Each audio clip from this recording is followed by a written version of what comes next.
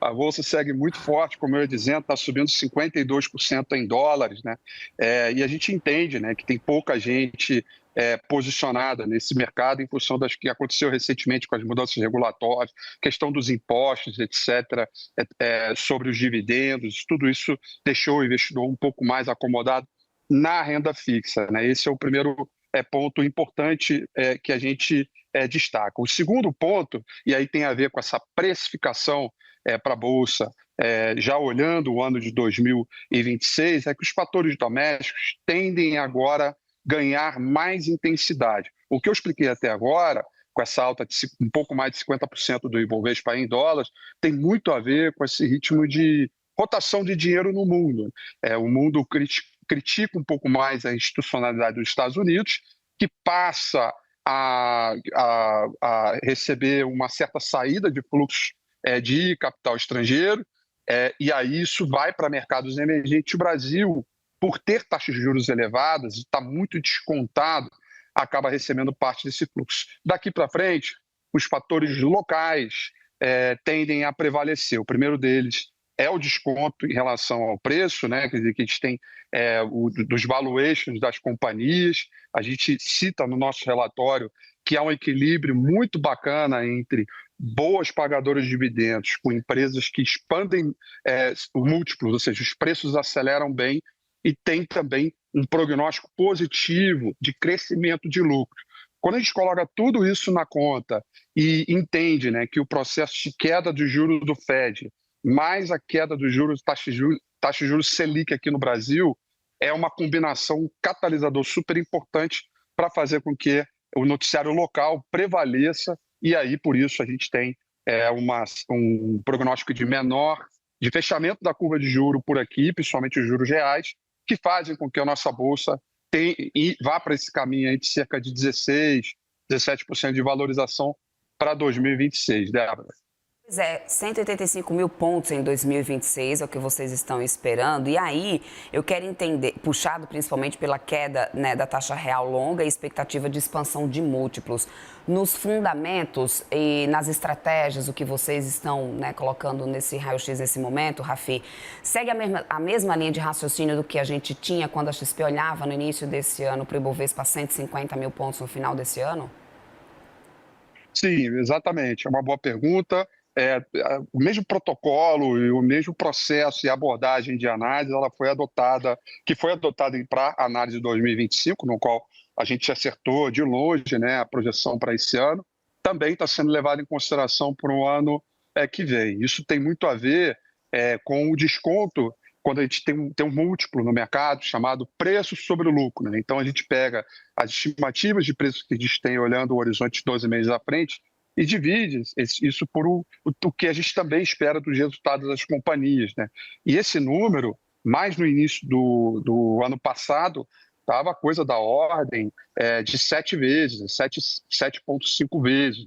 E a gente tinha um prognóstico que ele ia chegar coisa próxima a 9 vezes, o que dava esse upside, que foi primeiramente 142 mil pontos e depois de 150 mil pontos. Agora, olhando o horizonte de 2026, entendendo que ainda tem desconto e que esse fluxo favorável para a renda variável em função da queda da taxa de juros, esse múltiplo deve se aproximar a 10 vezes lucro, 10 vezes, 10,5 vezes lucro, o que dá ali uma ideia de que a gente deva se aproximar aos 185 mil pontos. Então, é o mesmo processo, isso é importante explicar para a nossa audiência, apesar do mercado estar próximo do seu high histórico, apesar da Bolsa estar subindo, quando a gente vai descontar os resultados dela, do fluxo de caixa dela, futuro, e traz isso para valor presente, ainda há um desconto. Então, poucas vezes no mercado que a gente vê quando o preço sobe e ainda assim as oportunidades seguem, né, na tela para a gente, né? E esse continua sendo o momento, dado o desconto do mercado brasileiro contra mercados emergentes e a própria economia de mercado emergente contra economias desenvolvidas, né? E o que propicia, catalisa esses movimentos para tomada de risco com renda variável, Débora. Agora, falamos aí sobre, né, as projeções, o que pode levar esse índice a 185 mil pontos em 2026, mas olhando também para o outro lado, Rafael, quais são os riscos que poderiam impedir que esse índice acabe chegando lá? Olha, como a gente tem visto e tem colocado nas nossas análises, um catalisador importante é o processo de queda de juros do Fed, né? A taxa de juros do Fed continuar caindo, né? Isso porque melhora o tal diferencial de juros, né? Quando o Fed reduz a taxa de juros dele e a nossa permanece onde está e só deve cair em março do ano que vem, esse diferencial ele é positivo e, portanto, acaba atribuindo uma boa performance. Então, o risco ele está associado a um cavalinho de pau no Banco Central americano, quando ele se coloca diante de um ambiente mais inflacionário, com dificuldades, né, em termos de política monetária, em função de uma inflação mais alta e de uma economia superaquecida, de um mercado de trabalho que não arrefeceu nas condições que, né, o consenso esperava, pode fazer com que essa intensidade desse fluxo de rotação global não seja tão intenso assim, e aí, portanto, acaba fazendo, diminua esse catalisador, isso acaba sendo um componente de risco. E o outro estão ligados às nossas questões locais. 2026, a gente sabe, e vem falando isso, que é um ano de eleição, é um ano que teremos volatilidade, o que é normal num processo de ano eleitoral.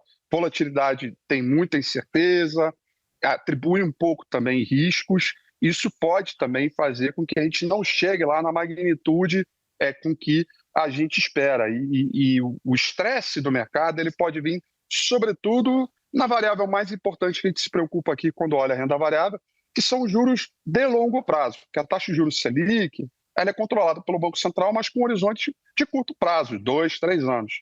Mas a partir desse período, né, de 3, 5, 10, 15 anos, é definitivamente a oferta e demanda. Esses juros precisam estar um pouco mais baixos, e isso tem muito da discussão fiscal brasileira, das discussões quanto à eficiência dos gastos fiscais. Isso também vai ser atribuído ao trade eleitoral, isso também pode ser um mecanismo de risco no qual a gente vai monitorar ao longo de 2026, Débora. Perfeito, meu querido. Quero muito agradecer. Rafael Figueiredo, estrategista de ações da XP. Um ótimo dia para você, boa terça-feira. Até uma próxima, Rafinho. Igualmente, bom trabalho. Até mais.